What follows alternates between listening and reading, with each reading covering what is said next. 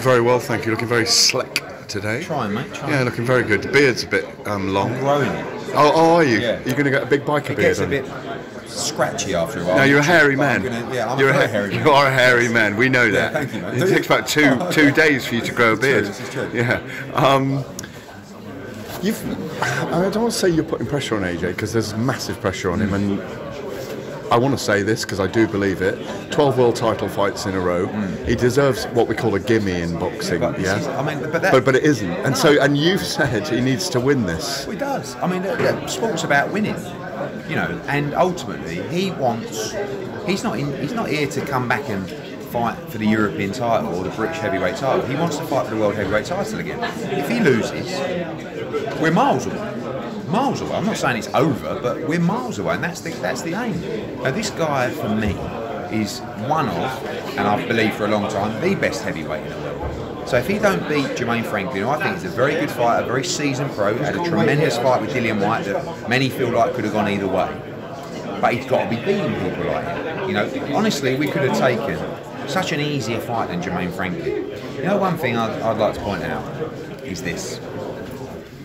To put it into context, when we mentioned the possible fights for Anthony Joshua, one of the fights that we mentioned was Zhilei Zhang. We got so much criticism and stick. This guy's 40 odd, he's this and that. All of a sudden, he's fighting Joe Joyce in what people are calling is a tremendous heavyweight fight. The same people that feel like Joe Joyce is better than Anthony Joshua. You can't win. You know, many people feel like Franklin beat Dillian Whyte, but AJ should knock him out inside 3 rounds. So, and the same people that say AJ's actually finished. So now, this moment in his life, this moment in his career, is about taking care of himself. Don't worry about other people. Do your own thing. Don't worry about giving your time to all the kids waiting outside Finchley Boxing Club that you've been given hours. Be selfish. Because you're not. Be selfish. Exactly. Be happy.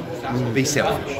But is there a vulnerability about him that you see at this stage in his but career? That's why. Victim of his own success? Is that fair to say? I think maybe found a success that he wasn't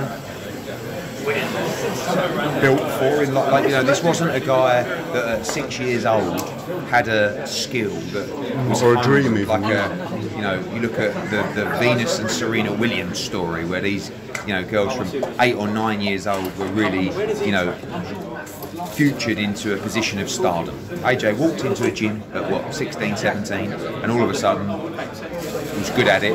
Next thing he's in the world champs. Next thing he's won Olympic gold. Next thing he's fighting for the world heavyweight championship.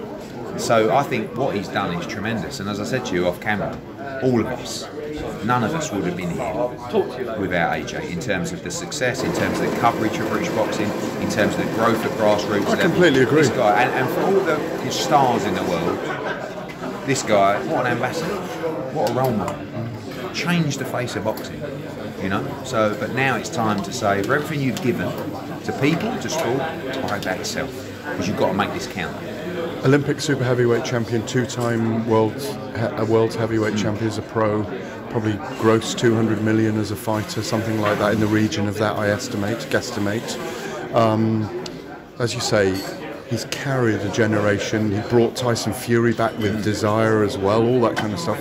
We've got these 2 leading heavyweights that are carrying the world. Massive intrigue.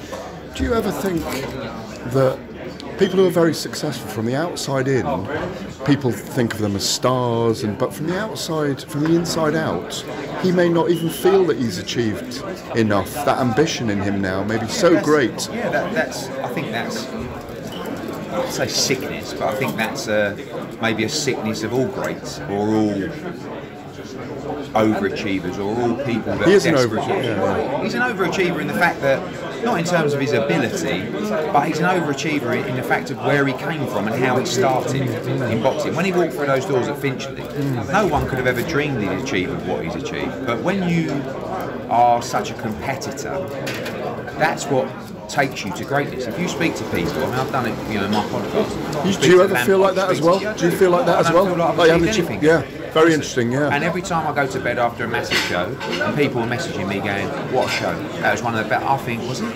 Really? And that's sad in a way, but everyone I speak to, when I speak to Mo Farah, when I speak to Lampard, all these greats, they all say the same thing. Oh, when I won Olympic gold, I stood on the podium, it felt a bit empty.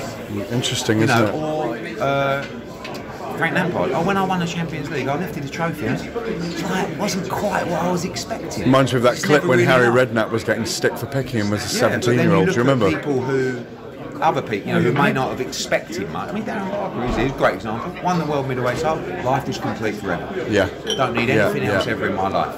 But sometimes you're always searching for like eternal greatness, but that is also the sign of a great competitor. Can I ask one other thing? Has AJ... Bloody black coffee here. Besides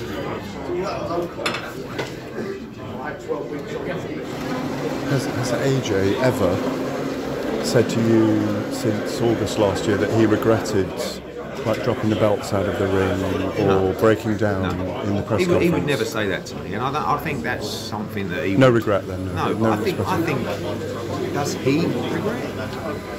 I feel like it was real.